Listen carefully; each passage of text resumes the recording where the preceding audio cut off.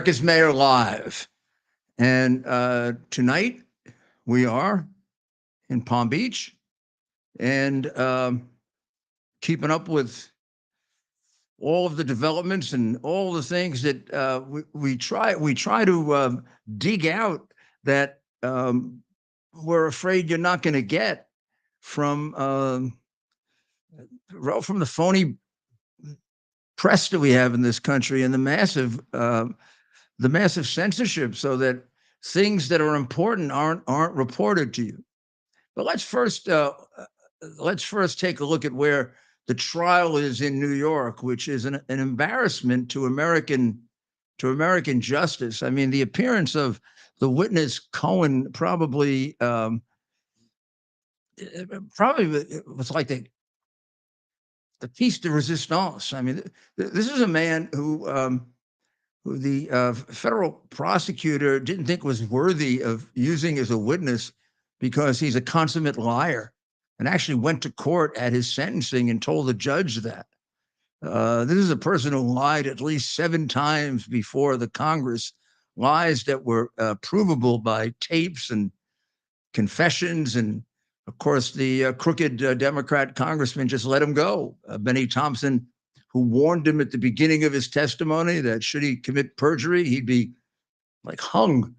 And in fact, he immediately committed perjury. He said that he had never asked for a job in the White House, trying to show that he wasn't bitter, which is probably the main motivation that's driving him, is jealousy that he didn't get a job in the White House.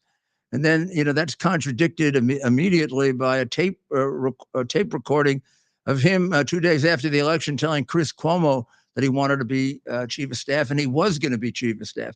And then followed by about 10 witnesses, including yours truly, to whom he came and virtually begged us to try to get him a job with President Trump. The turning point, the bitterness that went from what was the truth, which Bob Costello, I think, related as his lawyer, to his ridiculous statements about what happened because he was bitter and angry, and he wanted money.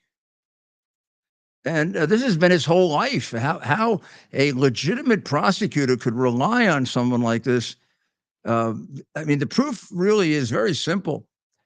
This case was presented to the Justice Department, Biden's Justice Department. It was presented to the United States Attorney in the Southern District of New York. It was presented to Bragg's predecessor. They all decided there was no case to prosecute and no witness you could rely on. And then Bragg made that decision when he first came into office. And then two of his prosecutors who are afflicted with a serious case of Trump derangement syndrome, which deprives you of reason, common sense, and a conscience. They wrote a book, a sensationalized book, that actually just about admits that it isn't a crime, but he should be prosecuted anyway. And then, of course, what happened, and I can tell you this almost with certainty, the Biden White House coordinated this case with the case in Atlanta. Remember all the 2 trips to Washington by Fannie's lover boy? And Smith, of course, was pulled out of who knows where, out of someplace where he was hidden after his terrible, disgraceful reversal of a case in which he framed the governor of Virginia with a 9-0 reversal by the Supreme Court. And Garland got exactly the prosecutor he wanted, a crooked one, who brought 2 cases that are equally as dishonest, dishonorable, and don't charge a crime. So now we have 4 of them in 1 year, and the clear purpose of them is not to prosecute serious wrongdoers, and none of these things are serious, actually, but to prevent him from being president of the United States. And this is their 4th or 5th try. Why anyone has a doubt about that is really amazing. I don't know how many times they have to do it so that the crooked press realizes that their desire to stop Trump is so great that they will resort to anything. Russian collusion. They were lying. We were telling the truth. The hard drive was the product of Russian espionage and had earmarks of Russian disinformation. No. The FBI actually determined long before those false allegations were made that the hard drive was quite legitimate. It was Hunter Biden's, and it just about presented airtight cases of about 40 to 50 different crimes, amounting to a monstrous amount of money taken by the Biden family, as Hunter, in his own words, says, over a 30-year period. Hunter Biden explains to you that for 30 years, he explains to you on the hard drive, which they keep from you, that for 30 years he's been paying all the expenses in the family and giving half his salary to his father. Hunter Biden texted that to his daughter, but that's rarely mentioned. So this case is going forward in New York. So far, it's the strangest I've ever seen. I mean, actually, the state has proven not only that they don't have a case, it's actually proven that he's innocent. That rarely happens. Now, let me tell you how. The false statement that's at the core of the case is that the accountant or some bookkeeper wrote down about the $450,000 payment to Cohen, that it involved legal expenses. Well, it did. It involved payment for technological services, about 60 grand, taxes, other legal work, and the money that was used to settle a case, described by the lawyer in the case, her lawyer, as consideration. And that the description of legal expenses is perfectly correct, honest. You certainly couldn't prove beyond a reasonable doubt that it's false. Any reasonable accountant, bookkeeper, or whatever, looking at those expenses would put down legal expenses. There isn't enough room on the little box for the entry to put down all the different things it was for. It was paid to a lawyer with a number of items, and by the way, this is all of this is about an 11-month misdemeanor that is rarely charged, never results in anyone going to prison.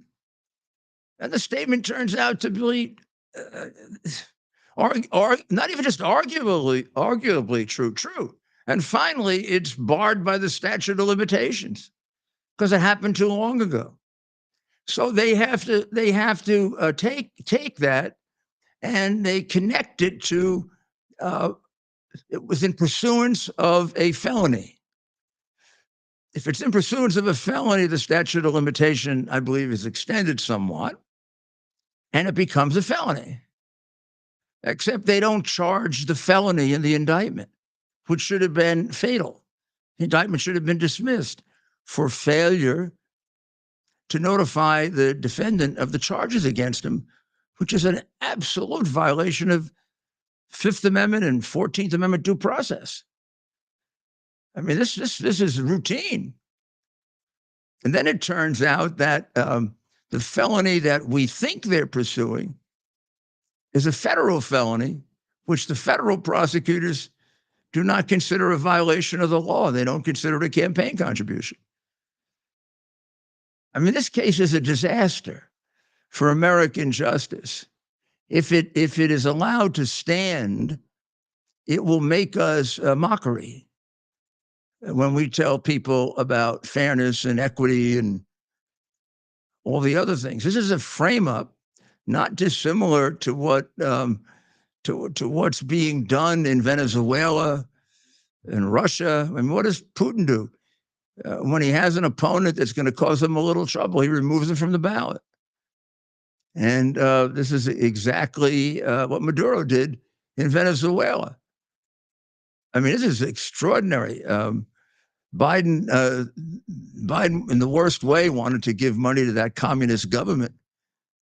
He stopped our production of oil, closed down pipelines, closed down projects, uh, basically saying that we were forced to buy oil from communist Venezuela. But we had sanctions. And to lift the sanctions, the dictator, the communist dictator of Venezuela, had to promise him that they would conduct free and fair elections. Well, he conducted free and fair elections, like the 2020 election was free and fair. And like this election right now appears to be free and fair. He removed his opponent from the ballot and put him in jail. Isn't that what Biden is trying to do? He can't beat Trump. Trump is gaining the momentum in favor of Trump is right now quite astounding. They can only beat him by cheating in one way or another, which is what they've been doing since Hillary Clinton came up with the $1.1 million to make up Russian collusion, which are lapdog communist fascist like press just printed and won Pulitzer Prizes for printing false stories. And this is just a continuation of that. And I think the American people see through it at any time, in any place. If a judge was moderately honest, this case would be dismissed. But don't expect that from Judge Merchan, the acting judge in this case. He's an acting judge because he's never been elected. This is kind of unheard of. He's been hanging around the courts for 22 years, and nobody's ever put him up for election. They just slot him in. And meanwhile, he's got two more Trump cases, including the one with Steve Bannon. I mean, he's probably volunteered for them because he's got such a hate for Trump, or he can help his daughter make an enormous amount of money, which she is doing. He also contributed to Biden. What's he doing handling this case? It's not a conflict? Well, then what is a conflict? If this isn't a conflict, there's no such thing as a conflict. And plus, if you look at his rulings, they've been absurd, stupid, silly, and totally pro-government.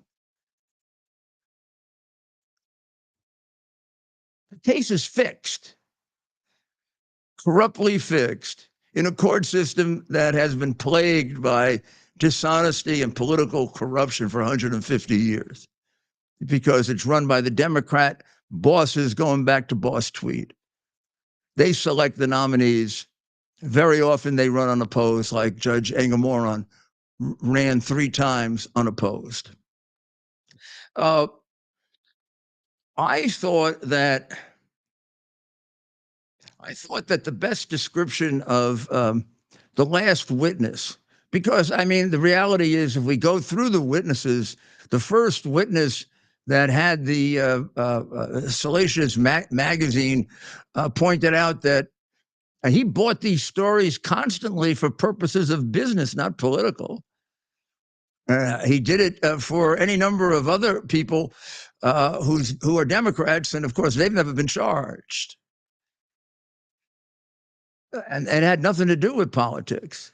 And it had nothing to do with the entry in the. This is not a case about whether you bought a story or not. It's a case very narrowly about whether the statement legal expenses is beyond a reasonable doubt false. Then they call the lawyer, and the lawyer said he wouldn't consider this a hush money payment or anything. He'd consider it consideration. Consideration is a legal term.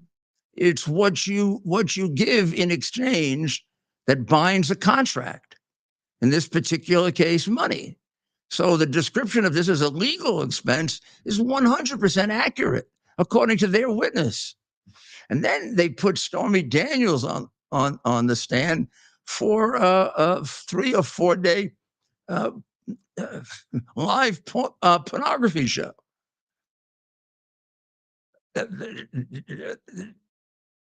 Absurd.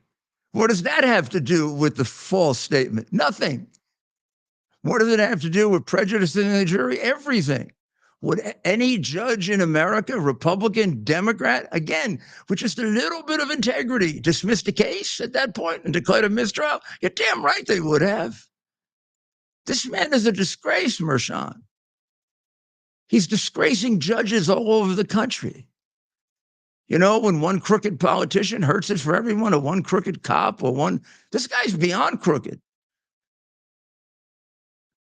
These decisions are, let me use a very technical legal word, off the wall. And then we had the officially dishonest, impossible to call with any degree of integrity, according to the other prosecutors handling this case, Cohen, who was caught lying so many times I can't quantify it. There's no reason to believe him.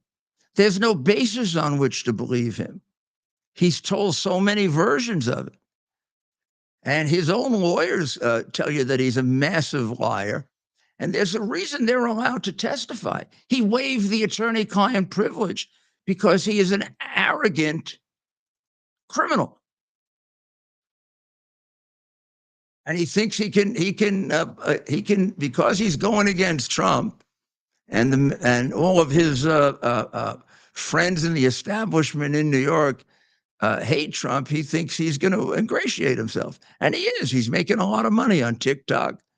He's beating the living daylights out of Trump on TikTok, and the judge has entered an unconstitutional gag order so that Trump can't defend himself. This is America. So let's listen to Bob Costello describe this, because he's a direct participant in this. And I think it'd be very useful to listen to someone else, you know, outside of the cast of characters we've been dealing with so far. Hear what he has to say about it.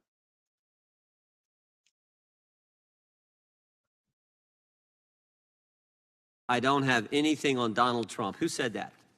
Michael Cohen, about 10 to 20 times. So not just once, multiple times he told you that while you were his attorney, while you were in consultation with your client. He said that multiple times. He not only said that multiple times, but he said that after I said to him, knowing that he was suicidal, Michael, think about this.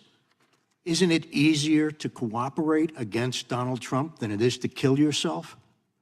And he still said, I swear to God, Bob, I don't have anything. When you laid it all out, you said, dude, you better cooperate. If you got something truthful on the president, you better let me have it or you're in trouble. And he came back with the exact same statement. I swear to God, Bob, I don't have anything on Trump. That is correct. And that was my obligation to do that, to fully inform him of what his escape route was, as he called it. And then he changed his story, right? Then he went on TV and changed his story. Exactly. He changed his story. He turned around, and he's the only one who can do that. You have to believe Michael Cohen in order to convict Donald Trump if there's actually a crime there, which there isn't. But that's an issue for an appellate court. I want to read another statement, another line from your statement. You said, Alvin Bragg refused my offer. What was the offer?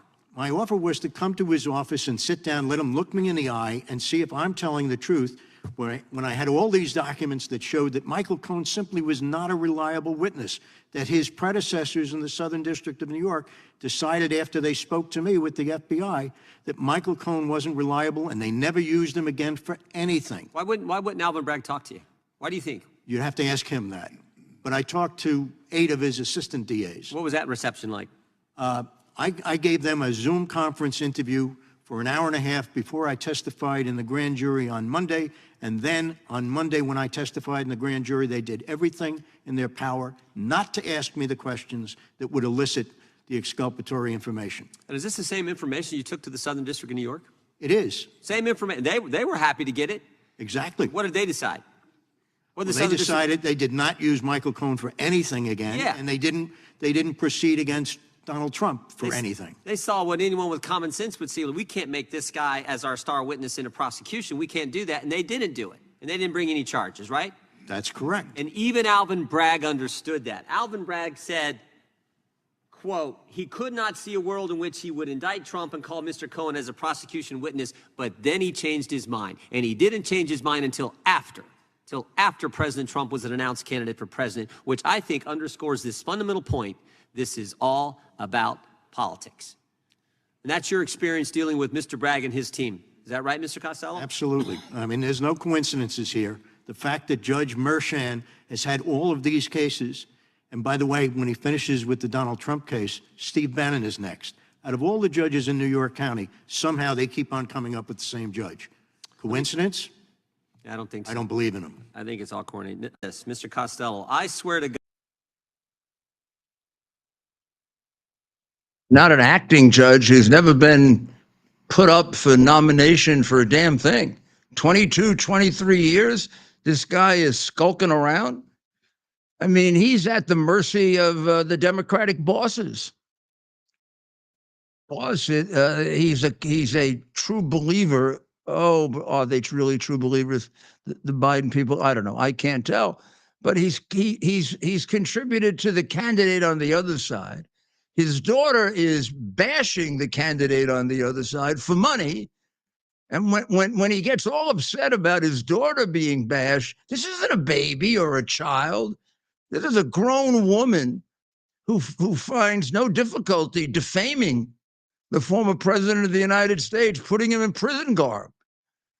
You know what? We're supposed not to point that out to you, that is a glaring conflict of interest, that in any legal system with a semblance of integrity, the judge would be thrown off the case.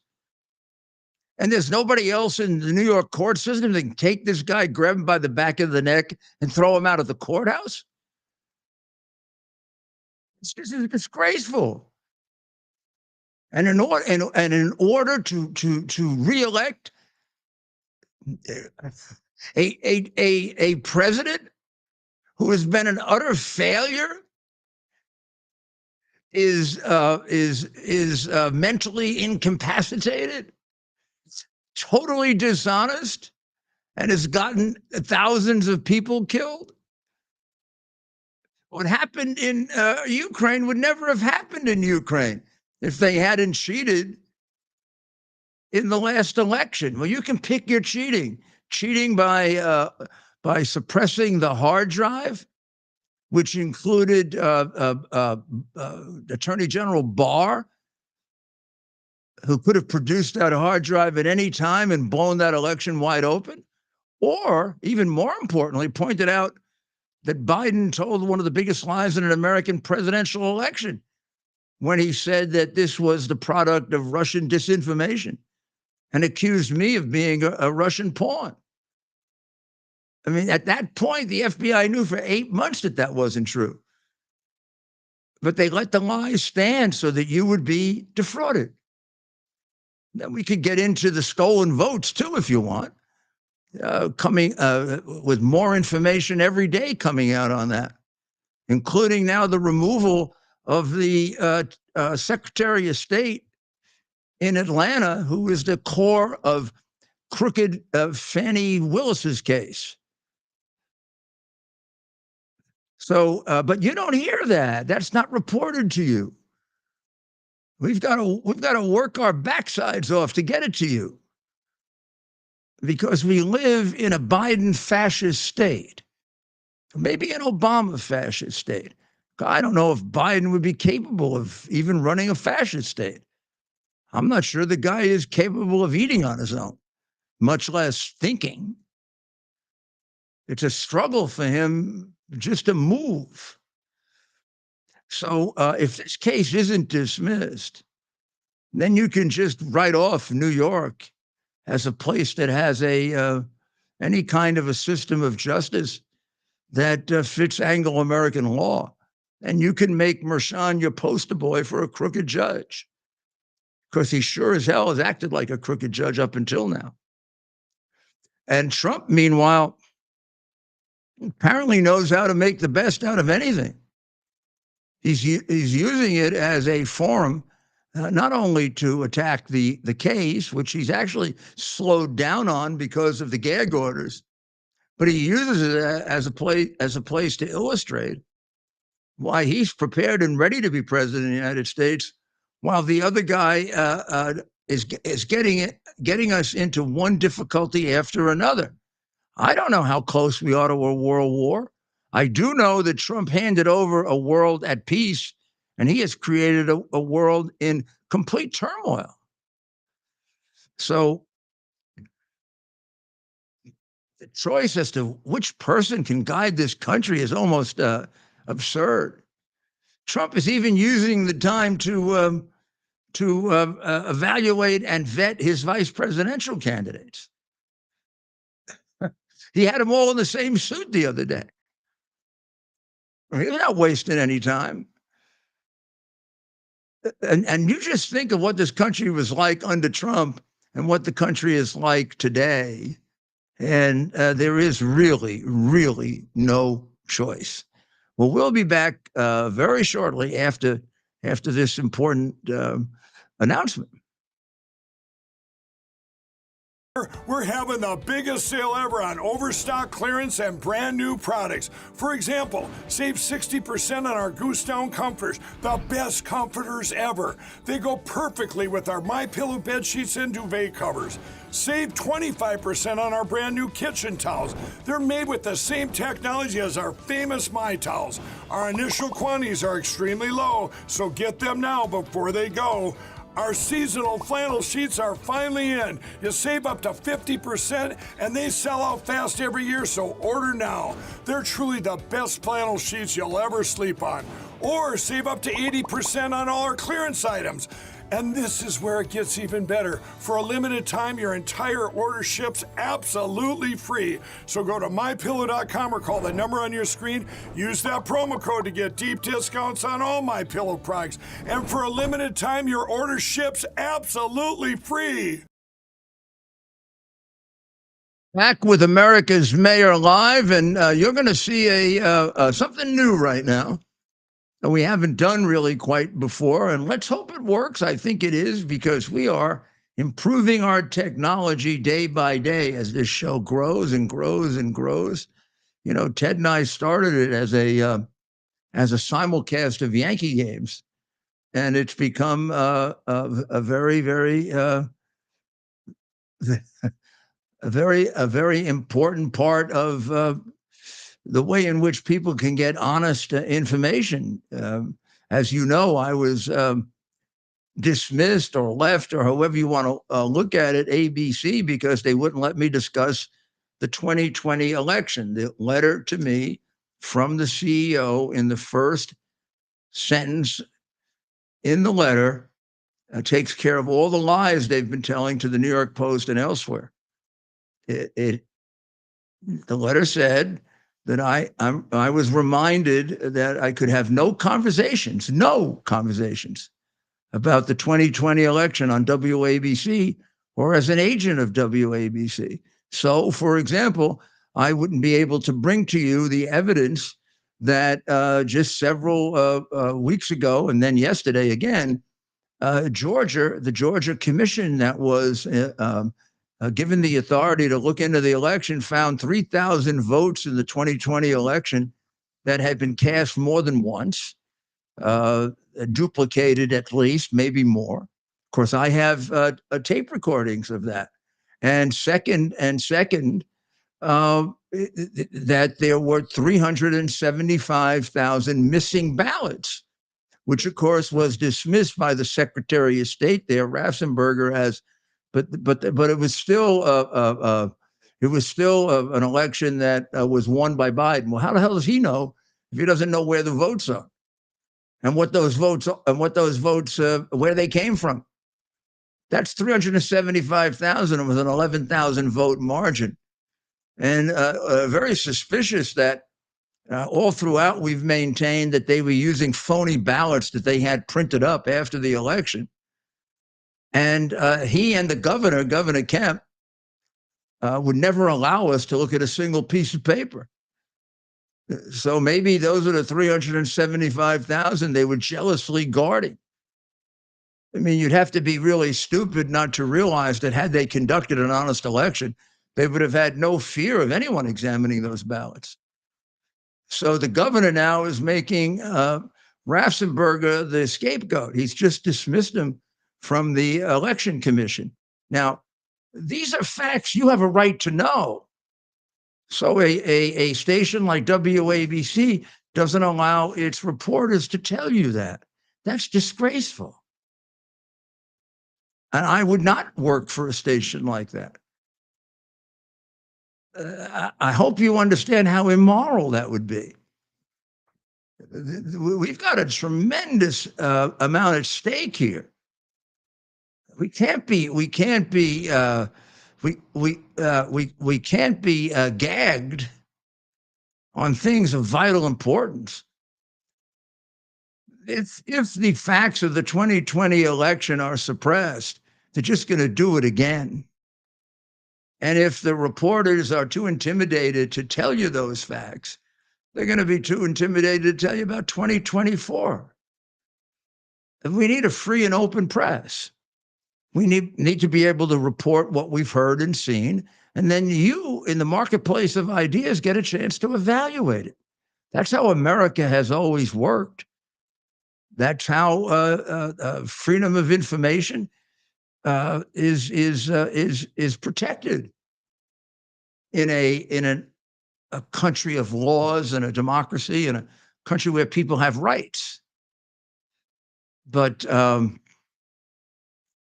unfortunately, the Democrats have turned a lot of America into something with a censorship that's akin to a fascist or communist state. Ted? Yes, sir. So it looks like we're going to have a debate on June 27. Strange date for a debate because that's before anybody's nominated. Biden will not be the Democrat nominee and Trump will not be the Republican nominee. We've never had a debate at that stage. You have a theory on why Biden was so anxious to have it on the 27th? And of course, Trump is anxious to have it because he wants to kick his ass at any time, whenever he can. But why would Biden want to have a debate before anybody is nominated? Or does Biden really want to have the debate? Or is he being forced to have it by the Democrat Party so he can try out? Right. And they can find out if he really has even 2 or 3 brain cells left.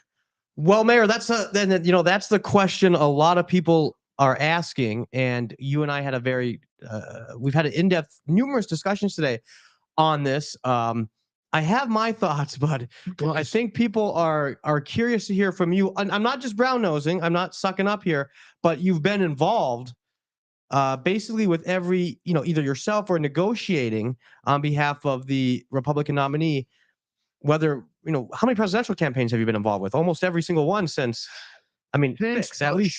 Bush. So I have my thoughts and I'll share them. However, I'm curious, and you made some good points when we first talked about this yesterday. One, why the sudden shift? Why the sudden change of heart from Joe Biden and his people, right? All of a sudden now they want to debate. So my questions to you, Mayor, and I think others I've seen in the chat, they've been asking these questions. Why the sudden change of heart? And can you walk us through kind of the different scenarios and the end results depending on performance? Sure. Let's start with Joe Biden. So Biden has said no to the commission debates, but so has Trump for different reasons. And I was part of the negotiating team in both 2016 and 2020.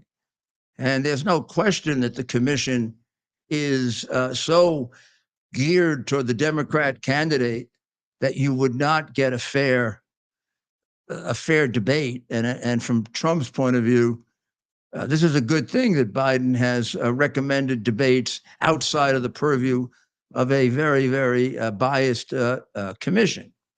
The thing that's strange about it is why the 27th, June 27th. I can see having it before uh, before the early voting takes place. In fact, it's a little strange to have a debate like the last time when half the vote's in already. But to have it before the convention makes me extremely suspicious. And at least I have a theory. I'm not going to say I can prove this, but this sort of makes sense to me. I think the Democrats are very afraid that Biden may not be able to perform, that he will prove to the American people, even in a more substantial way, that he's incompetent, because they do everything they can to hide it. They surround him with people. They've created baby steps for the. I have no idea how they did that, and he has trouble with the 5 baby steps. He's talking to dead people, giving medals to dead people, constantly repeating things that are lies. He's always been a liar, but some of these lies now take on the feeling of a delusion. You know, I took the train every day over the Francis Scott Key Bridge for 30 years. There never was a train going over the Francis Scott Key Bridge. That's what you hear in a nursing home. I gave my uncle a Purple Heart after I was vice president, and my father asked me to do it at my inauguration. His uncle and his father were dead for 5 and 7 years before he was inaugurated. I watched Franklin Roosevelt read the funny papers on television. There was no television. Franklin Roosevelt died before there was television, and it was LaGuardia who read the funny papers, and he didn't read them on television. He read them on radio. Yeah. I mean, I can go on, but these are delusional comments. It's not like his original lying when he was a young man and proved that he was a pathological liar, if not mentally ill, with plagiarizing Neil Kinnock's life. He didn't just plagiarize a speech like all those Ivy League professors do. Seems like it's a epidemic, but he plagiarized a man's life. He said his family, everyone was working in coal mines. Nobody was working in coal mines. Nobody had gone to college. A group of people had gone to college. These were all things that Neil Kinnock had said that he thought were very appealing. So he just assumed the guy's life and lied like a banshee, and was declared unfit to run for president in very, very dramatic terms by the liberal reporters of the day, including Sam Donaldson. He said, thank goodness this came out, because this man could never be president. Can you, Mayor, kind of describe for us the difference in the political press, if there is a difference between maybe the late 1980s and maybe the press now in 2024? If there is one? In the 1980s, the press was capable of making a determination like that about a presidential candidate of the Democrat Party. You wouldn't see that today. Something like that would be covered up clearly by the New York Times. The only people they're going to go after are the people, the Democrats who oppose Biden. I mean, look at what's going on with Menendez. I don't know if Menendez is innocent or guilty. I find his defense rather strange. You know, my wife did it.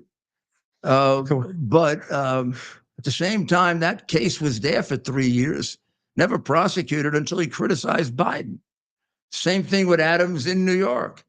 The mayor, he was going down there. The mayor of New York was on his way to Washington with 2 other mayors to complain about how Biden has screwed the entire United States by allowing millions of unvetted illegal aliens into this country. Unvetted means we don't know if they came from their own home or an insane asylum. And some of them are acting like they came from an insane asylum and endangering people and raping people and killing people. So, plus New York City, because Adams was a fool also, inviting them there, offering them more things than other cities. Adams has crushed New York City with the weight of this. I mean, there are 60 to 70,000 that are being paid by New York City. People who have no right to be here, and people who we have no idea who the hell they are. And they are wreaking havoc on neighborhoods in the city that he doesn't seem to give a damn about. So he was going to Biden to get Biden to help him. And he had to return back to New York because they opened an investigation of him.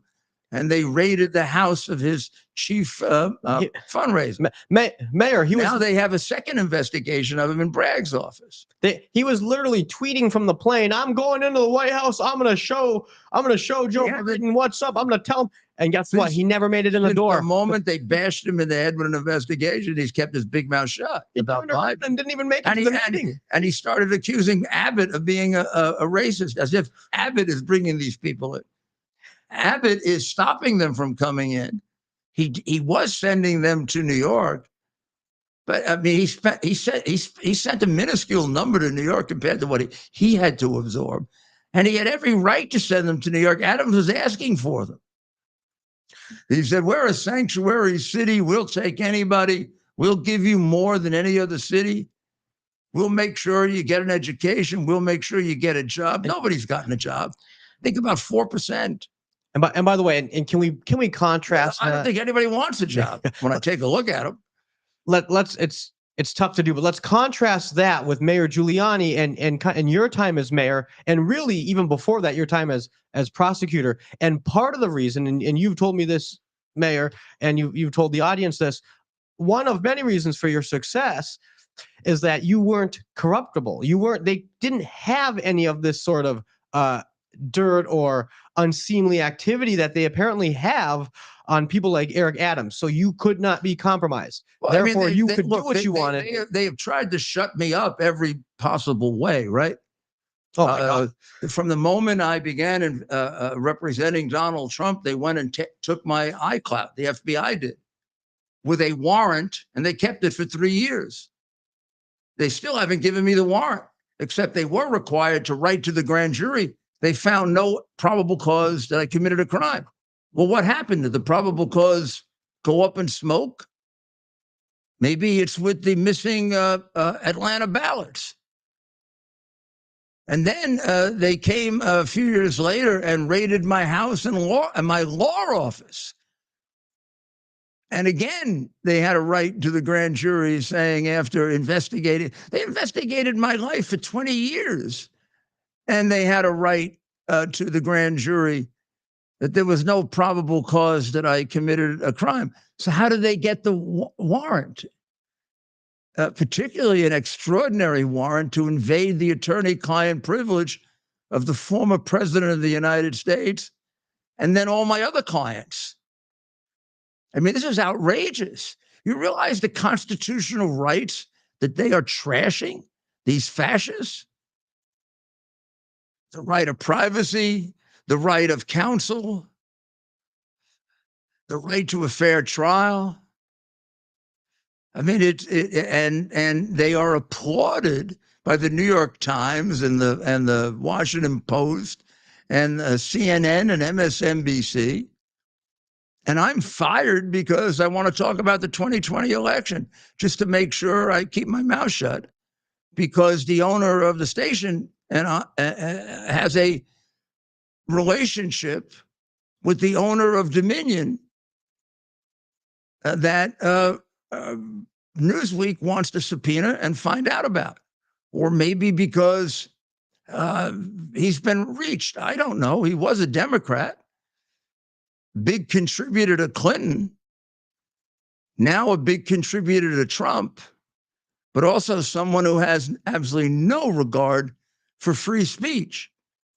Remember, the prohibition at ABC is you cannot have a conversation about the 2020 election, either on ABC or as an agent of ABC.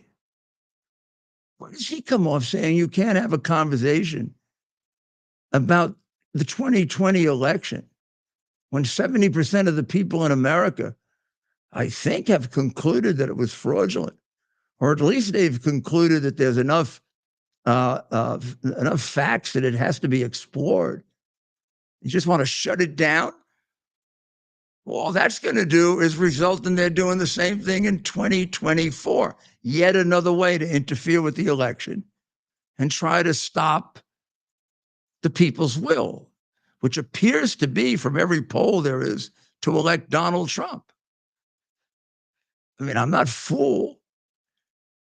So there's a lot going on here that's very, very dangerous. And your participation in this election is critical.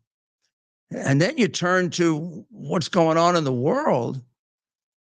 And as I said, Donald Trump handed him a world at peace. We hardly have a world at peace now. We've got the war in Israel. These people from Hamas, who are official terrorists, came into Israel and killed 120,000 people. 120,000 people. And beyond that, threatened to eliminate the Jewish people. And they've been threatening that for 30 to 40 years. We showed you last night this terrible, terrible picture here of this young lady. Let me see if I can get it out for you. Nassim Luke. If you look carefully at it, actually, I might be able to bring it up on here better. If you look at it, well, that's her. That's her and her father at a much better time. But if you look at the one I have up on the board here, you'll see her body. That's her dead body. Warren. And these are the people that Biden is trying to protect. He wants to preserve Hamas. I mean, it's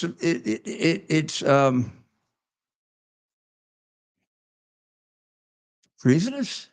I don't know what to call it. Inhumane, indecent. All intended to create chaos. So we have a one world, a George Soros, Klaus Schwab, one world that will eventually be taken over by China. Who's all those stupid idiots that don't know what sea or river they're talking about are protesting in favor of these people. These people who killed this innocent girl. And she's only one of thousands that they killed and hostages they've taken. You ever see our president talk about our hostages or really give a damn if the American hostages, what all he cares about is Israel better not kill too many Palestinians. Israel is about as careful as an army has ever been in not killing civilians. The allegations by the Biden regime with regard to that are inflammatory, and they are completely false. The percentage of civilians that Israel has killed is considerably less than our armies have killed. And they're also facing an enemy that places civilians in harm's way because they're miserable little cowards and they'd rather see the children killed than have themselves killed. That's all on video. Like this is on video. So if we want to get through this world safely, we have to get rid of this traitor. And I'm not calling him a traitor lightly. I concluded he was a traitor way back at the beginning when he gave away the Bagram Air Base. I can't imagine anyone doing that other than a traitor. Bagram Air Base was 400 miles from China. A very, very modern, very useful strategic weapon should we ever have to go to war with China. And he gave it up. And I'm supposed to believe that that wasn't influenced by the $31 million his family got from China, which his son told us he gets half of. My goodness, if I believed that, I never would have been able to crush the mafia, would I? So let's take a short break and we'll be right back. Ted delivers on its promise to do good and never forget the sacrifices America's greatest heroes have made for us. Heroes who risked their lives to keep our communities and our country safe. Heroes like United States Marine Corps Captain and pilot John Jeremy Sachs. Captain Sachs sustained fatal injuries when his military aircraft crashed during training, killing him and 5 other service members. He's remembered by loved ones as courageous, brilliant, and devoted to his career, family, and friends. John is survived by his wife, Amber, who gave birth to their second daughter 3 months after his death. Tunnel to Towers paid the mortgage on the family home for Amber and their 2 daughters. The foundation has helped over 1,000 military and first responder families navigate the worst of times by removing the burden of a mortgage payment. Our nation's heroes and their families need your help now more than ever. Donate $11 a month to Tunnel to Towers at T2T.org. T2T.org. That's T, the number 2T.org. T2T.org. Please donate now. Back. So, as I said before, and welcome back to America's Mayor Live, Biden inherited a world at peace and has given us a world at war. A world at war with wars that involve superpowers in the background, superpowers that have the capacity to destroy the world, with the demented president having our button. I mean, hopefully, they've prevented him from actually using that button because he might not even know he was doing it. I mean, the guy walks around like a zombie sometimes. So in Israel, the Israelis have at most killed 15,000 Hamas.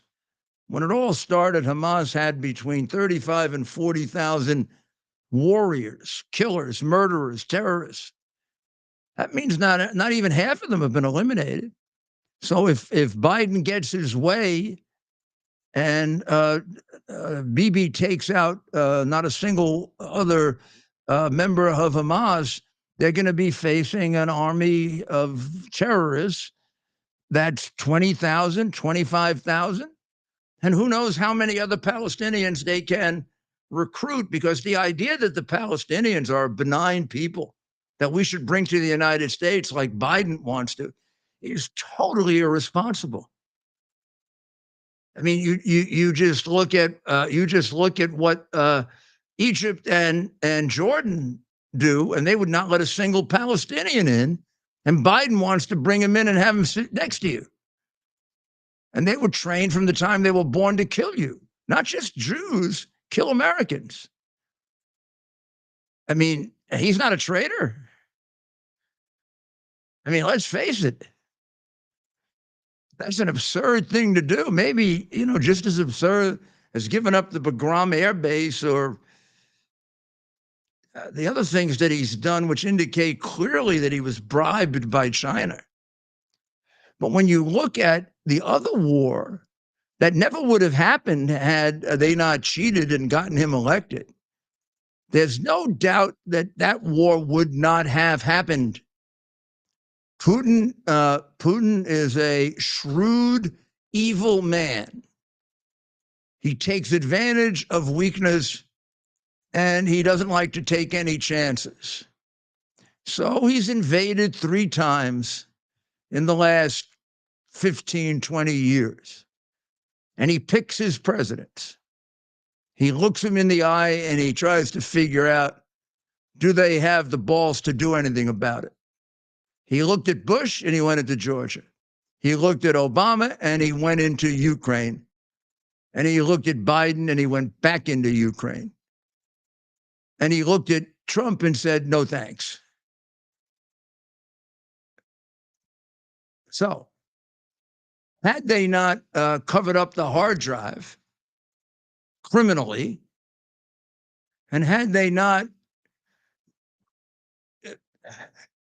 obviously manipulated the vote in the states in which they stopped counting when Trump was ahead, and then resumed counting in many cases in private and counted until Biden won, those Ukrainian people would be alive today, as would the people in Afghanistan and those 13 military members of ours who were killed in Afghanistan, where he didn't have even the decency not to look at his watch and tell them a lie about his own son dying in combat when his own son died 6 years later in a hospital. Those families are furious at him. And all he's done is compound their grief with his deceptions and his lies and his narcissism. The same way he's done for his granddaughter that he wouldn't acknowledge. This is an evil man. I don't say that lightly. I say that because you have to face it to get him the hell out of there. Because they're going to do everything possible to cheat in this election. Maybe worse than last time. And if we're too afraid to talk about last time, they're going to feel really empowered to do whatever the hell they want to do. Meanwhile, we've got a war going on in Ukraine, and we are throwing billions of dollars at it, the last 60 billion, and he refuses to have an inspector general for the money. Now, if you cared about the people of Ukraine, if you were a serious person and an honest person, and you wanted to help Ukraine fight off this evil Putin, you would be very concerned about what happened with the money that you gave to them or arms that you gave to them. Because Ukraine at the top is a crooked country. It's a dishonest country. Is it more dishonest than Russia or less? Pretty damn close. So if you were a person of good conscience, when you gave them 50 billion or 100 billion, you would say that's a heck of a temptation for a country that's been ruled by organized criminals and oligarchs for quite some time, who actually at one point stole so much money that there was only $800,000 left in the bank account of the government. One of the people who did that, by the way, is the patron of Zelensky. So you would deal with Zelensky with knowledge of that, not trying to make him into some kind of hero that he's not.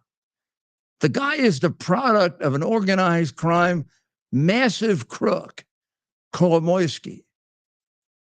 He is sitting on massive amounts of criminal information about Americans and Ukrainians. He's got plenty on Biden. He's got everything I have, which should put Biden in jail for the rest of his life, plus everything else I don't have. Anytime he wants to, he can just call Joe aside and say, you want to see the rest of the pictures, Joe? Because they're worse than the ones that Giuliani has. And he's got child pornography. And the man's totally compromised by Ukraine, compromised by China. And look, he gives up another 60 billion, no inspector general for the money, and no plan as to how you're going to win this war. Zelensky is not even required to come up with a plan, even a phony one, because they're so damn arrogant and because we have a press that's just as traitorous as they are. How the hell do you give $60 billion to a crooked country? You have no idea what they're going to do with it. And right now, Russia is making gains there.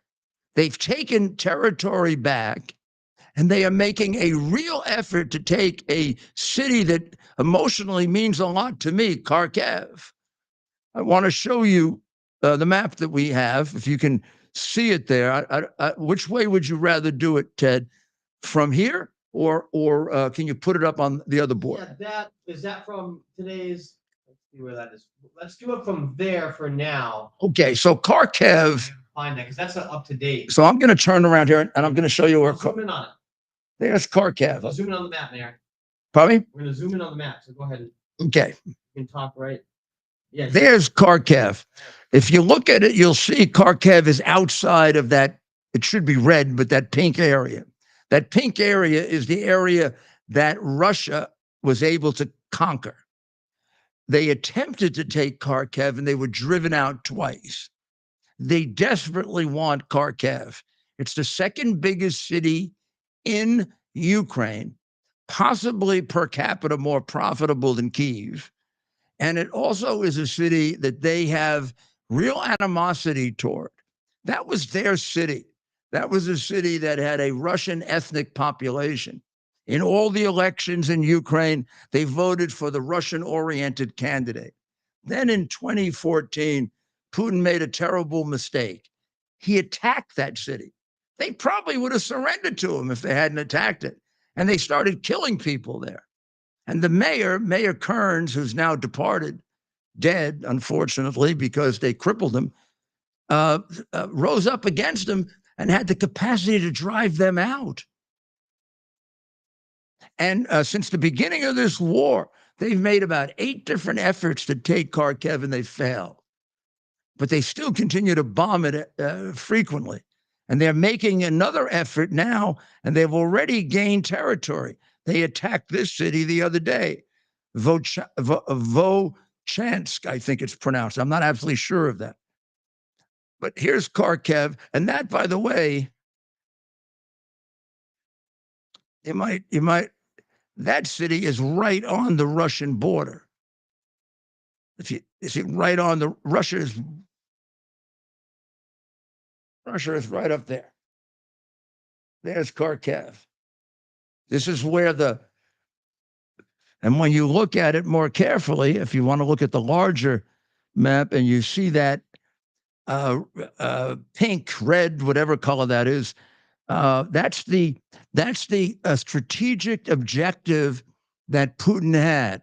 I would say his minimum strategic objective, maybe, hard to know with a guy like that who's a very shifty killer, what his real objectives are. But he did accomplish what we would call the land bridge to Crimea. This was not in the hands of Russia. Like this area here, they had to take Mariupol. You may remember the battles that took place for Mariupol. Well, they've been holding it now for, 14, 15 months. Ukraine made a major effort to take some of this back. Ukraine made a major effort to split the territory. They weren't able to do it. Nor do they say that with the $60 billion they're going to get now, they're going to be able to take any of it back. So if this is what we're stuck with as the permanent situation, then excuse me if I don't suspect that we're doing an Arafat.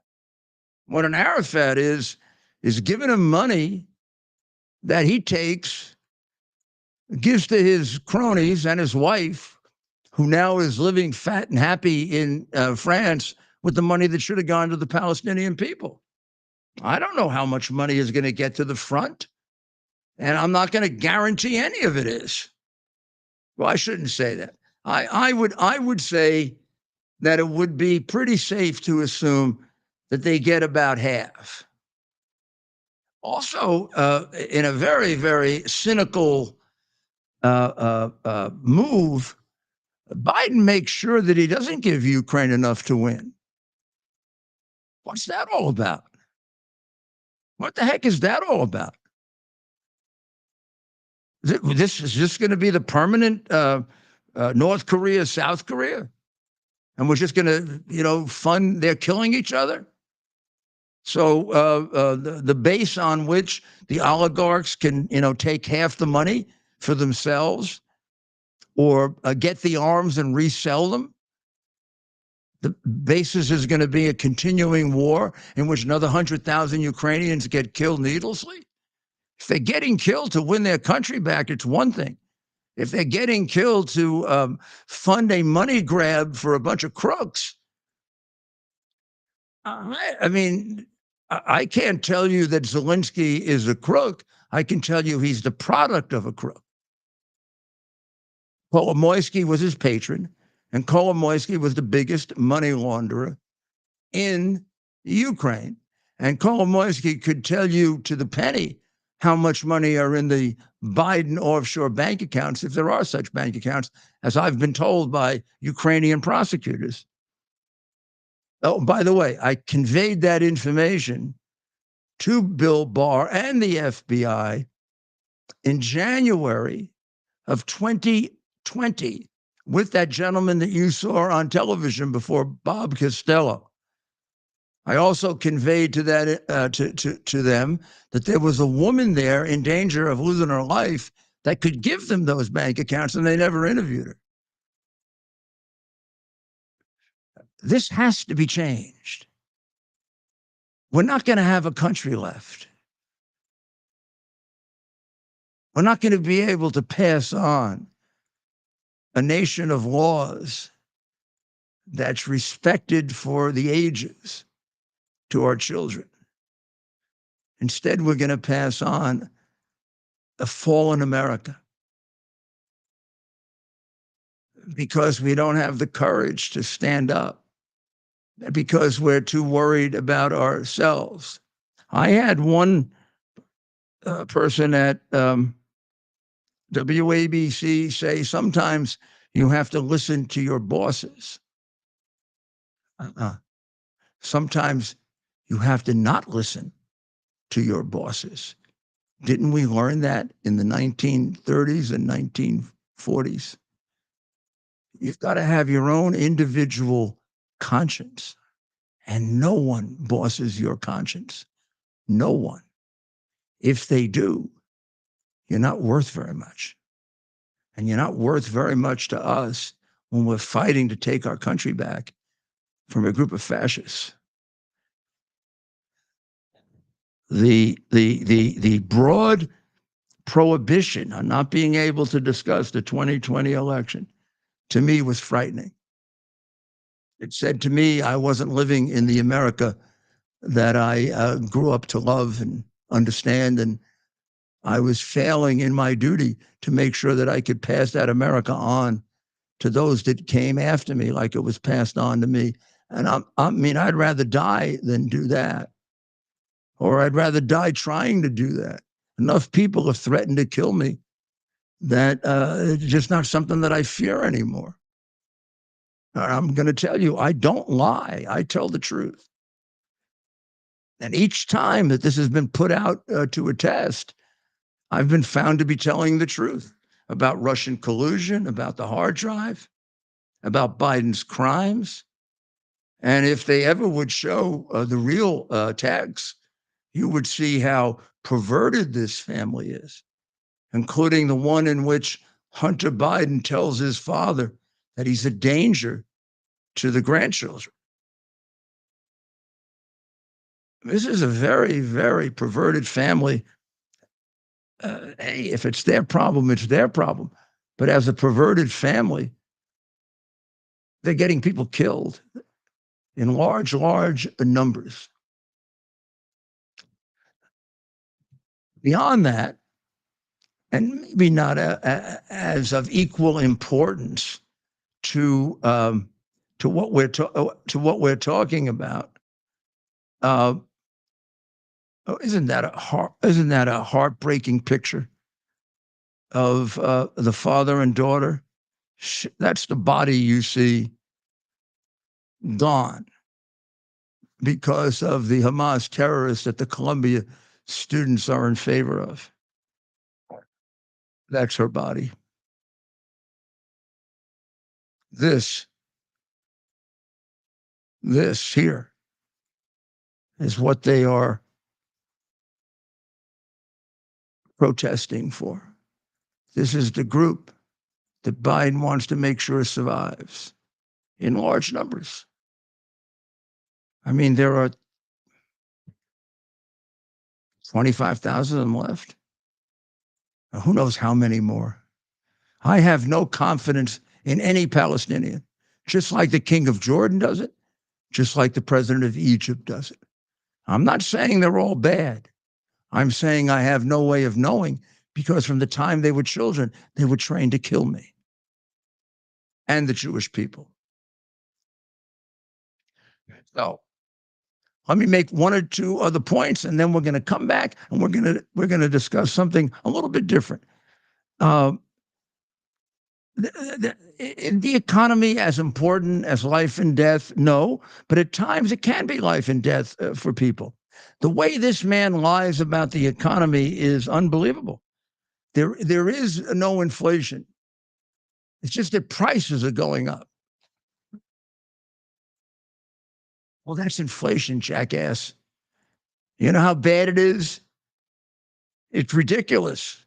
It's absolutely ridiculous. I want you to look at one little example of it, and this is the cost of the things that you would buy at a place like McDonald's.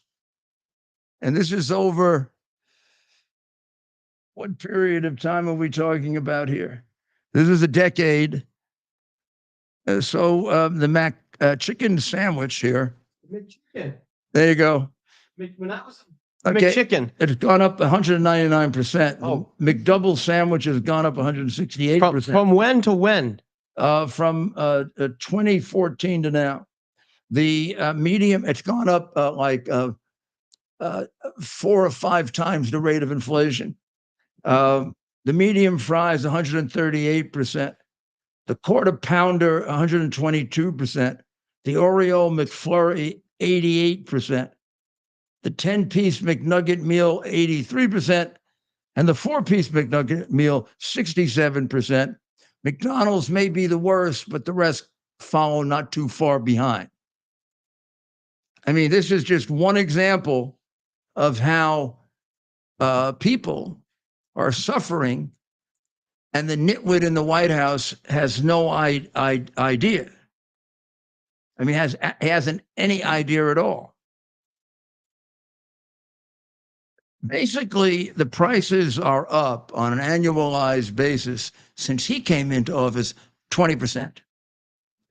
And the value of your dollar is down by about that much. So he's stolen about 20% of your money from you because of the wild, insane, and in many cases, corrupt spending that he engages in. He also engages in ruining our criminal justice system and opening our border to the worst criminals imaginable. You remember the people who came in Texas and El Paso, and they beat up the National Guard and the police officers. A Democrat judge in El Paso, they have Democrats in Texas, and they tend to be crazy left-wingers when they're Democrats. You let them all go. They don't even have a right to be here. You let them all go.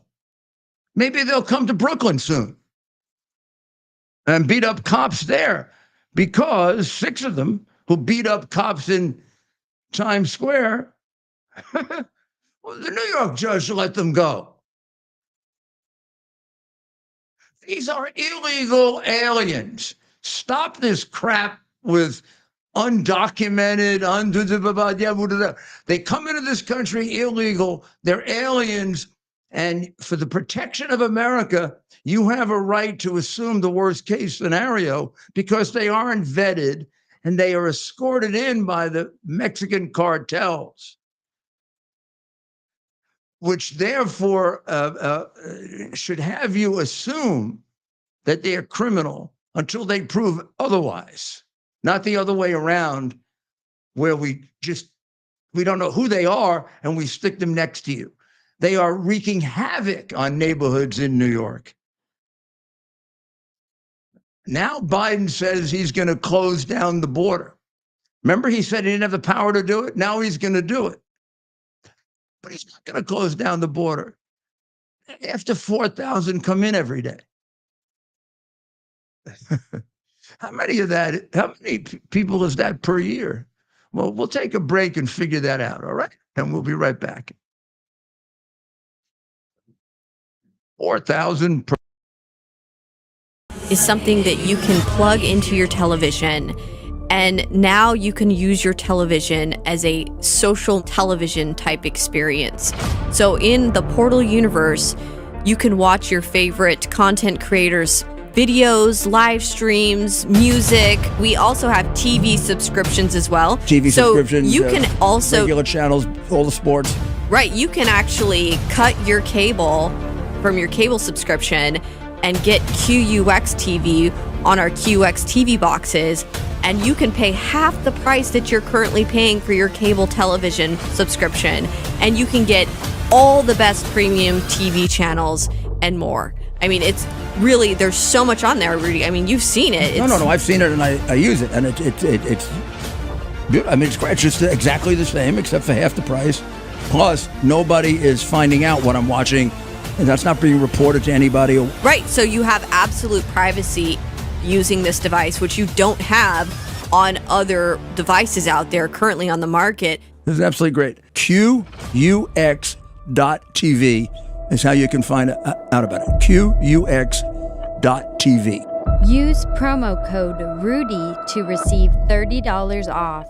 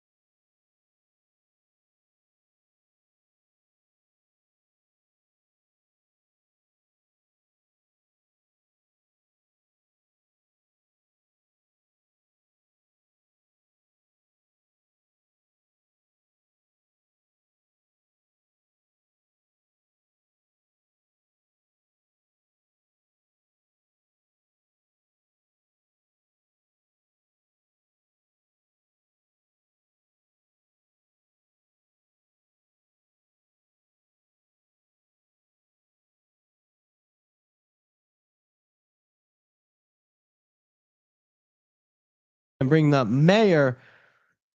There he is, mayor. And we got the mayor back on. So we're going to do one of these deals here. Okay, there we go. So let's see if we're coming in clear here. We have any calls? Let's see if we'll try to take some calls. 646-573-5177. Let's see if we got some calls here. Okay, so we're back on. We've got the mayor with us. We were just discussing kind of how we started this, mayor, a few, I guess, years ago, but we still kind of talk about it in terms of months. But we started with a Yankees game, a Yankees playoff series. I believe it was either against the Guardians or the Astros. There were two series, right? The first one they won against the Guardians. I remember I didn't know what the Guardians were. I thought they were a prophylactic. They were advertising a prophylactic, but they turned out to be the team that I used to know with a much more appropriate name, Cleveland Indians. And that 97% of Native Americans had no trouble with, but about 3% of the kooks had trouble with it, so they changed the name, which gives you an idea of how tough Major League Baseball owners are. The same ones that glorified Black Lives Matter, which the cop killing organization, which gives me trouble, loving my sport. But it isn't about them. It's about the beauty of the sport. So the Yankees are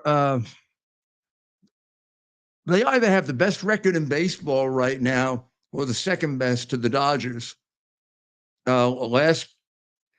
Yesterday, their star player, Aaron Judge, had a breakout game. He's been off to a slow start, except in the last 10 days, he's batting 383. Wow. But only gets him up to about 240 because he had a very slow start. They got carried by Juan Soto in the first 2 weeks, who was a very, very smart trade they made. And they won. They had like their best start ever. Then they slid back. But all of a sudden now, I think they've won 9 of 11. They're in first place. Last night's home run was 467 feet, which ties for the third longest of the year.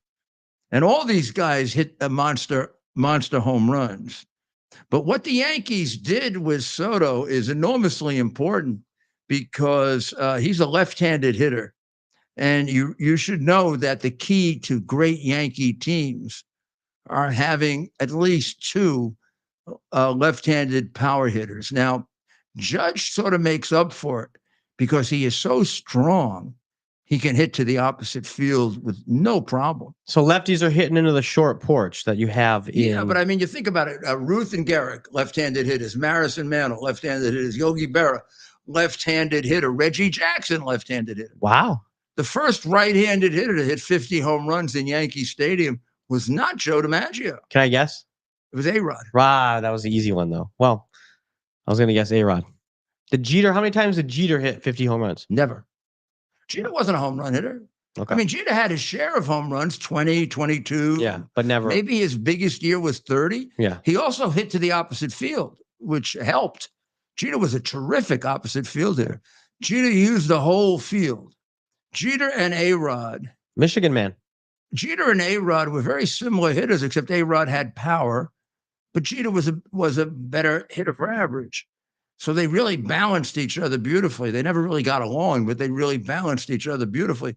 And they used the whole field. I just don't think you could have spent any useful amount of time, doing a switch on them.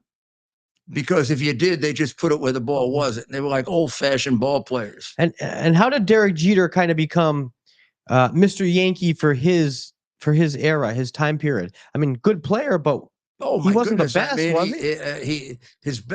He was a fabulous player. Yeah, he wasn't just a good player. He was one of the top. But he was never the top star on the team, was he? Or was he? Am I wrong on that? Well, it was an extraordinarily balanced team. The late night, night, an extraordinarily balanced team. I mean, you could say like the World Series they won. You might say Mariano Rivera was the key to those World Series because if they could get it into the 7th inning, game was over.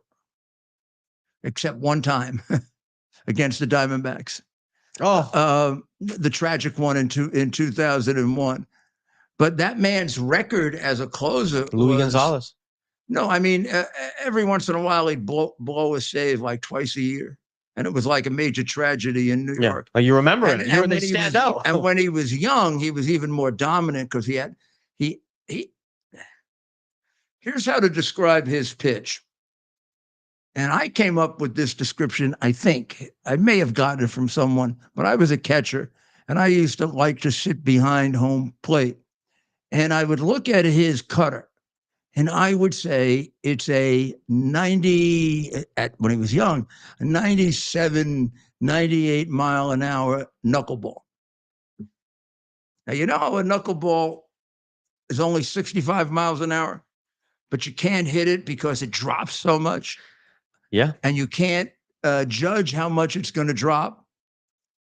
Well, imagine something like that, not quite the drop, but equivalent. Coming in at over 90 miles an hour. You're not going to touch the damn thing. Not going to. No. Now, and it broke in. So he was tougher against lefties than righties, which it took managers about 4 or 5 years to figure that out, get out of the lefty-righty thing. He probably was in the league 4, 5, 6 years before a lefty got a home run off him. Wow. And he would give up like 2-3 home runs a year. He'd pitch 100 innings and gave up almost none in World Series and playoff competition. Yeah. His playoff numbers were better than his season numbers.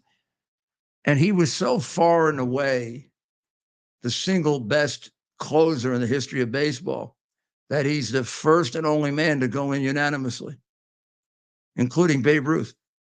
Wow. Not because he's a greater player than Babe Ruth, because he was more dominant in his position. So you can go argue that there were hitters. You could, I mean, there are people who believe that Lou Gehrig was a better hitter all around than Babe Ruth. I don't, but there are people who believe that. Or Ted Williams. Or they're certainly in the ballpark of discussion. There's nobody within 10 of Mariano Rivera. Yeah. So, I mean, he was dominant, but then you had to have a team that got you ahead. And it was an extraordinarily well-balanced team of a few superstars and a lot of stars. Yeah. Like really, really good players. Tino Martinez, for example, who also was an extraordinary first baseman. I mean, the Yankees set the record for going the longest time without an error on the infield. And when it happened, A-Rod gave the ball to Tino. He said, "You saved me so many times. I don't deserve this ball."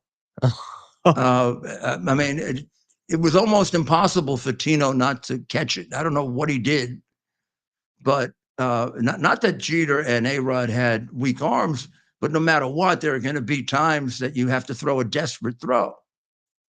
And Tino would find it and get it. And then he had a breakout year where he batted .340. And wow. And one guy would take over when Strawberry spent the end of his career there hitting key home runs to help win a World Series. I mean, they had just Paul O'Neill was as gritty a player. I mean, he was a Pete Rose that didn't gamble. Pete Rose, you know, there's always every once I'm in a in while. favor of Pete Rose being in the Hall of Fame, by the way. Well, because he didn't bet against his own team, is that why? Yeah, and also because I don't think it's a hall of morality. Oh, I think it's that's a great point. That's a hall for the best baseball players. Even the steroid people, I would put them in with. Here's the only thing about the steroid people that I think should be done. Those records they have should not be considered legitimate records because they're unfair to new players. For 100 years, only 2 people hit 60 home runs and 61 home runs. Yeah. In baseball. And now, without steroids, there's a third one, Judge. Those home runs are very, they're not suspect, they're corrupt. So how are you going to expect some kid to hit 74 home runs without taking juice? So I think those records should be put on the side, asterisk them, or whatever you want to do, just take them out. But should a guy like Barry Bonds be in the Hall of Fame? Of course he should. He was a great player. And a lot of the steroid situation could be blamed on Major League Baseball as easily as on the player. Because they turned their back to it. They tolerated it. They created an atmosphere of win at all costs. And these people are just human beings. You know, you're on a team, you want to win. What's the name of the drug? Performance enhancing drug. You want to enhance your performance for the good of your team. Yeah. So I think it's too damn complicated to get overly moralistic about it. Now, you get a couple of difficult choices. Like Bonds, it's tragic. He didn't need it. He needed it to hit the home runs. He didn't need it to be in the Hall of Fame. A-Rod probably didn't even need it to hit the home runs. I mean, he was hitting home runs when he was a baby, 50. He had 50 in his second year. Wow. A couple of them did need it, though. And then, but most of them that I'm thinking about were clearly Hall of Fame players, no matter what. Yeah. So I really think it should be straightened out and we should move beyond it. But that's at least my opinion. Also, a lot of people are making comparisons to the first year that I was mayor, 1994, because we're having something happen in New York that's very similar. Both the Rangers and the Knicks are headed to hopefully the finals. The Rangers are playing tonight. Well, I was wondering, so I can bring up the score right now, and I was wondering, we talked today. Score. Well, we're going to talk about the Yankees, the Rangers, and the Knicks, and I should have known that if we started with the Yankees, we may not get to the other two. We could talk Yankees baseball with the Mayor Rangers Giuliani. are tied right now. Oh my god! And Mayor, this is an update. The Rangers were up 3-1. Well, I mean, this 5 to 10 minutes ago. This team has really fought back. The Rangers had them down 3-0, which reminds me of the Yankees and the Red Sox in the most tragic series I ever lived through. When the Yankees had them down 3-0 and they came back and beat them 4 in a row, the Red Sox did. Credit to the Red Sox. I mean, what are you going to do? That was an unbelievably courageous performance. And the funny thing, I went in to see Joe Torre at the beginning of the 4th game, the one that would have clinched it. And I said, "You must feel pretty good." And he said, "I don't feel pretty good. This is an unnatural situation we're in. We're not 3-0 better than the Red Sox. They had played an entire season. They were like at 500. Or, I mean, one 110 and the other 1-9. I've forgotten actually who had the better record. I mean, they were virtually indistinguishable. If you remember, those games went 13 and 14 innings. That's right. And the Red Sox did the impossible. They won 4 in a row. So I look at that score and my heart. Now, if they lose, they come back to Madison Square Garden for a 7th game. And if you want to know statistics, it's something like this has happened about 10 times, 3, and then somebody wins 3. 6 times the team that had won the first 3 wins, 4 times the team that's on the streak of 3 wins. So I think that's right. Something like that. I may be off a little, but the reality is that the team that won the first 3 wins more often, not like what happened to the Yankees, where they got wiped out I look at that 3-3. It makes me feel very bad. Very anxious. They were up tomorrow night. 3-1. It was 3-1 10 minutes ago. Rangers were up. And they have a very good goalie. That's what we were reading about. And I mean, that's one of their strengths is their goalie. At the same time, the Knicks tomorrow night play for going into the semifinals. That's right. If they win, they head into the semifinals. Is that correct? That's correct. And you got 2 basketball powerhouses, maybe the 2 capitals of basketball in America, New York City, and funny enough, the state of Indiana. Right. I mean, I don't know how that came to be, but are you familiar, Mayor, with kind of Indiana and the history that it has for basketball with the Hoosiers? How about the great rivalry they had in the 90s? Oh, see, where's my head? The Rangers and the Pacers and the Knicks and the Knicks and the Pacers. You're right, yeah. Reggie Miller. I was the mayor then, and used to get a little violent even. I forgot about that. That's right. The Knicks, and I was just a wee lad because being a Detroit Pistons fan. And that guy drove me nuts. I mean, he did. I don't think he. Reggie Miller? Yeah, my recollection of him is he never missed a shot. Yeah. No, I'm sure he did, but it was like every time he put the damn ball up, no matter where he was, it went in the basket. He didn't have to look. Yeah. And how terrible a feeling is that, right? When the opponent, they got a guy who just hits the basket. Their share of games against him. They were pretty, Who was your star player that they had? What's his name? Yeah, the Knicks had a couple of years. Well, the guy they put on him, I think, a lot was Sparks. Yep, John Sparks. Ewing was their star. That's right. And Ewing was a really fine player. I think you add one more player to the Knicks team, and they'd have won about 3 championships. Charles Oakley. Charles Barkley. Oakley was a poor man's Charles Barkley. What I mean by that is he was not quite Barkley. Yeah. If they had Barkley, they would have won. And Barkley as a player. Oakley was a terrific player. Yeah. But Ewing was a terrific center. Great defense, great rebounder, great shooter. He just wasn't extremely physical. A physical, very physical power forward would have made the difference. That's why when he had Barkley, they were very, very good. But you want to take it just to the extra level, you needed the Hall of Fame player. I mean, look at the teams that win the championships. They have 2 or 3 Hall of Fame players. The Knicks had 1. And it was unfair to him that they didn't surround him with 2 or 3 others. So the Knicks team that, of course, I loved and knew the best was the Knicks team in the 60s that won the championship. And they had 4 Hall of Famers, maybe 5: Earl Monroe and Frazier, DeBusschere, Coach Reed. I mean, man. I mean, Walt Frazier. Yeah, Willis Reed. But think of the backcourt of Frazier and Monroe. These guys played against each other as bitter rivals when the Knicks and Baltimore would play off of the Eastern Division title. And it was always one on the other. And Monroe had the offense and Frazier had the defense.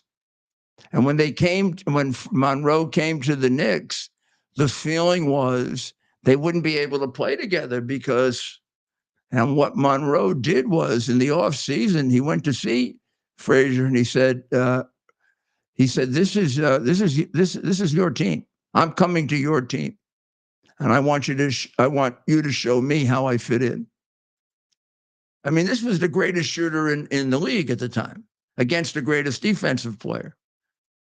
Who they might have had an animosity. You know, I don't think A-Rod and Jeter were ever able to accomplish that.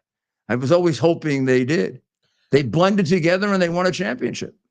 They did. And all of a sudden, Monroe became a better defensive player. And Frazier became a better offensive player.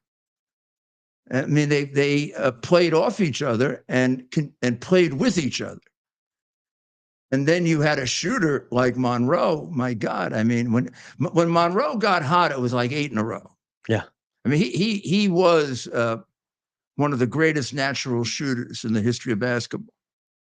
Is Earl the Pearl Monroe, and I would Earl say the Pearl Monroe, 1970s. And I would say Frazier, Walt Frazier, was a very, very good offensive player.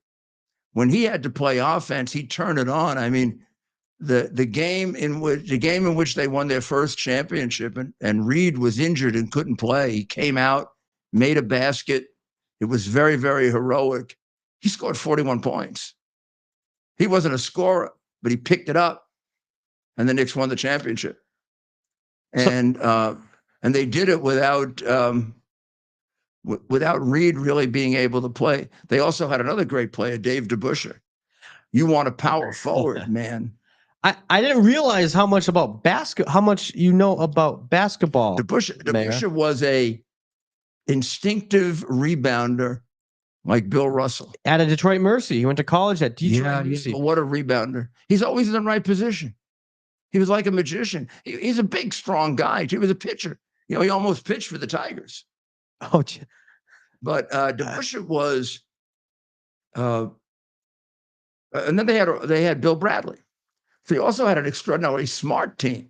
Bradley, yeah. Those guys were all very bright. Monroe, Frazier.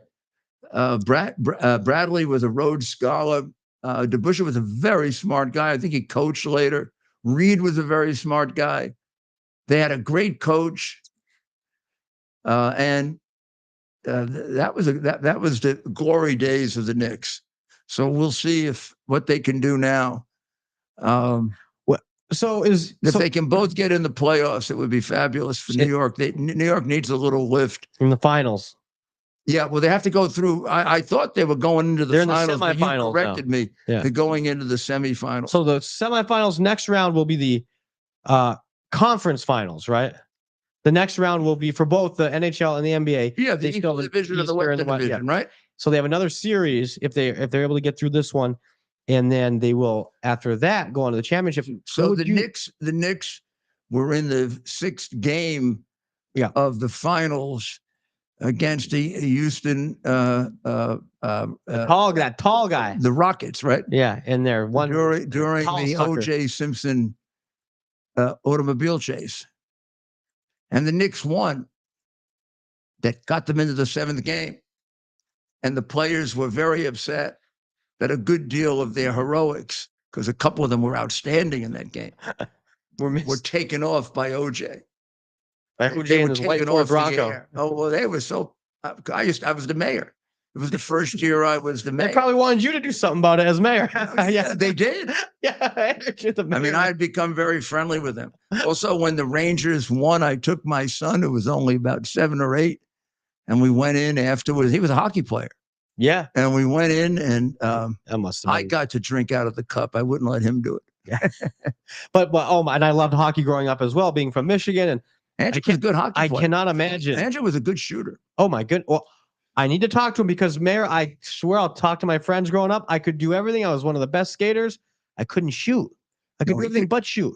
I needed Andrew's shooting ability, and maybe I would have made something of myself. He turned out to be a professional golfer and was a terrific putter. So he is a professional athlete. Well, and a top kicker. He wasn't a great baseball. He was a good baseball, but he wasn't a great baseball. He's a much better hockey player than he was a baseball player.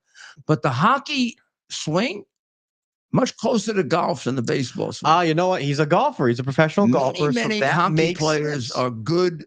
That's right. Golfers naturally. Yep. Baseball players have to reconstruct their swing because it's different to be good golfers. Because you're swinging up. Hockey, you're swinging. Okay, that makes sense. And the strength comes from the rhythm of the shot, not the power that you impart at the very end. In fact, when you try to impart that power at the very end of a golf shot, you're going to hit the ball probably. You're going to probably hit it off to the opposite, basically to the opposite field, and lose distance. I needed to talk to Andrew when I was, or you, Mayor, back in mites or developing mites or squirts. I played hockey up till high school, in how to get my shot down. If you played hockey up until high school, yep, we could make you into a golfer in 6 months. You know, I could probably do a better job making you into a golfer than Andrew. Andrew's too good in many ways. Andrew, like, I helped his wife learn golf because I'm more patient because I stink. Yeah. Oh gosh, you'd have to. Oh gosh, me, Mayor, I don't know. And he's very, very good. So sometimes he doesn't understand our struggles. Yeah. Can't even relate to it. It's all the world. Somebody hits the ball, 280 yards, 290 yards, 300 yards. I don't know if he flings away. If he ends up in the rough, he figures out a way to get out and put it on the green. I mean, it's ridiculous. When we're all out on the golf, he cuts like a maniac. And he has this instinct to finish. So the last 4 or 5 holes, he beats you. Yeah. Oh, exactly. So, yeah. And whenever we're all out there, and I've been out there a couple of times, I'm driving the car. That's my job. I'm driving the car. The Mayor, you got a swing. You've got a golf swing. I've seen you. Maybe we'll play some clips tomorrow or next week. Maybe Saturday we'll go out and hit a few balls. Okay. So what? All right. Okay. So before we go, New York City will go more crazy if the Knicks win or the Rangers, or about the same. Ooh.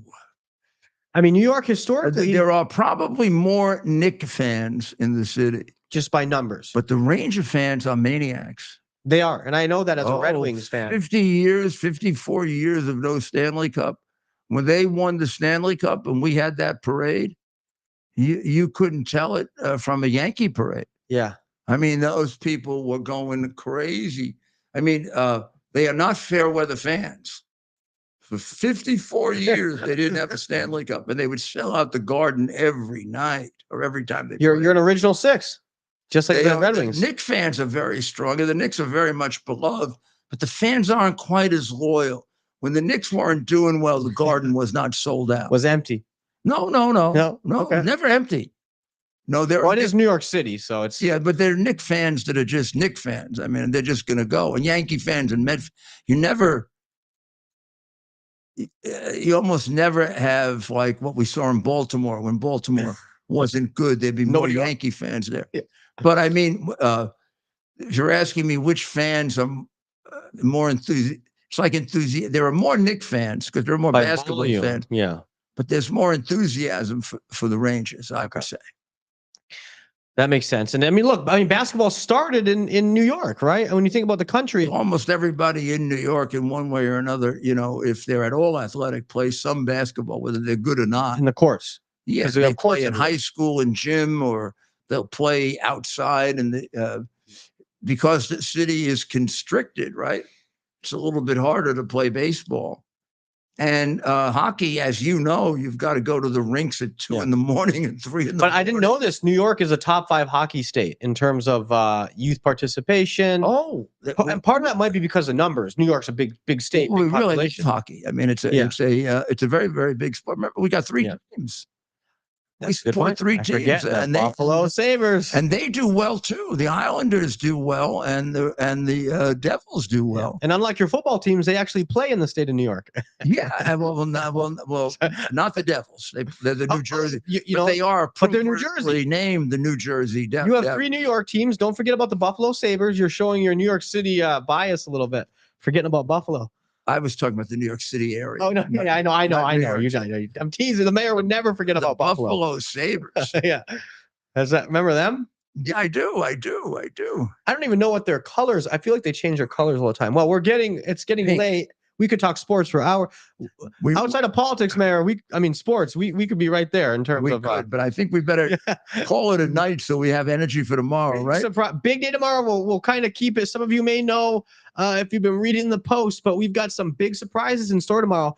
And the mayor, there's some surprises I'm not even going to tell him that I'm being told about in regard to tomorrow. This is a pre-birthday celebration, I think, and it's supposed to be a surprise. Well, we'll say that look, we take our show. Be a surprise because I don't know exactly what they're going to do, but I kind of let's say that surprised the great investigator. That also Like true. Biden thought he could surprise me and get me to think that he was honest, and I found out that he's the biggest crook to ever have at the White House. What a disgrace to this country. And a disgrace. What a disgrace. And what a disgrace what they're doing to Trump. It's a disgrace, whether you like him or you don't like him, to do that to an American citizen. Because if they can do it to him, they can do it to me. And they have done it to me. And if they can do it to me, they can do it to Peter Navarro. And they have done it to Peter Navarro. They can do it to Steve Bannon. And they can do it to the 15 or 16 people in Atlanta I don't even know who are indicted for conspiracy. I conspired with them, but I don't know them. That's right. From Crooked Fanny and her lover boy. I'm going to turn off my camera. Thank you, everyone, for kind of joining us in this new interesting format. You're going to see a lot more of this. I'm going to throw it to the mayor for your final comments, we'll call them, for the evening show. Some final comments from the mayor tonight. We've had a good night of discussing things, getting out to people, and getting out the truth. And it's an effort nowadays to get out the truth. In order to tell the truth, you sometimes have to put yourself in great jeopardy, which is tragic. The pillow that you see below there comes from my pillows. If you would like it, you see me above. Don't get frightened. But right below, you see, Ronald Reagan should be there. And I'm going to put him there. And then eventually, I think Donald Trump should be there. But, he still has to win. But I think that Reagan and Trump should be on either end of those great presidents. But you can get that. That's a pillow. And it's done by My Pillow. And if you go to mypillow.com/Rudy, they'll get it to you right away. And I just got a nice blanket from them. It's fabulous. Oh, and I also got a beach blanket from them that I call it a blanket, but I was told it's a beach blanket.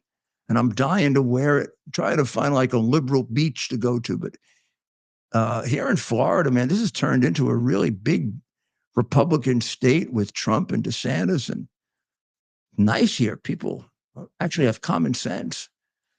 Well, God bless the people of Israel.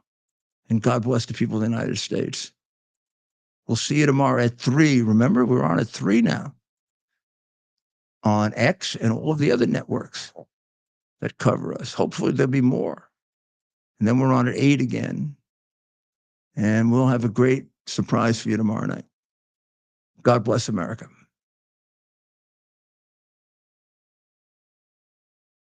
Bear the principle of common sense and rational discussion to the issues of our day. America was created at a time of great turmoil, tremendous disagreements, anger, hatred. There was a book written in 1776 that guided much of the discipline of thinking that brought to us the discovery of our freedoms, of our God-given freedoms. It was Thomas Paine's Common Sense, written in 1776, one of the first American bestsellers, in which Thomas Paine explained, by rational principles, the reason why these small colonies felt the necessity to separate from the Kingdom of Great Britain and the King of England. He explained their inherent desire for liberty, for freedom, freedom of religion, freedom of speech, the ability to select the people who govern them. And he explained it in ways that were understandable to all the people, not just the elite. Because the desire for freedom is universal.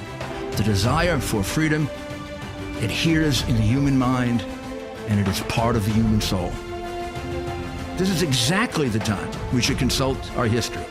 Look at what we've done in the past and see if we can't use it to help us now. We understand that our founders created the greatest country in the history of the world, the greatest democracy, the freest country, a country that has taken more people out of poverty than any country ever.